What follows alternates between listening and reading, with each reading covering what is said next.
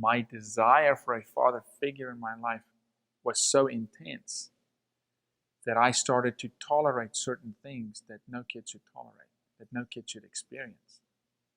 So I would get picked up on a Friday afternoon at 4 o'clock, and we'd go straight to the bar.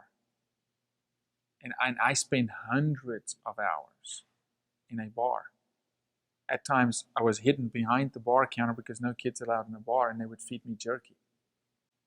My dad was a musician, an amazing man, a phenomenal man. He was a civil and mechanical engineer. He was a pilot. Amazing guy, so charismatic. I mean, I loved him. I can honestly tell you that it was not a day in my life that I did not like him, but I hated who he was. But God had a hope in me, and I started praying for my dad when I was 6. Change him, change him, change him. So 25 years later, there's redemption. You know, that's why any husband that watches this or any dad that watches this, it's never too late. And no matter how much time you have left, it's enough.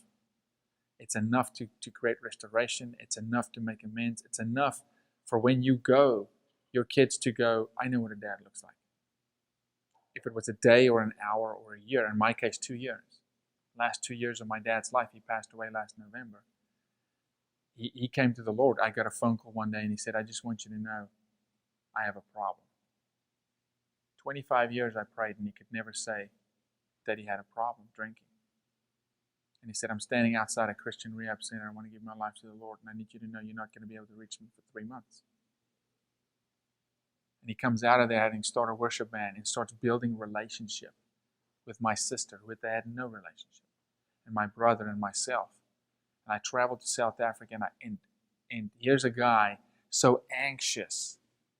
He called me and said, I need to tell you about Jesus. And I said, Dad, I know. He's like, no, you need to listen. I need to tell you about Jesus.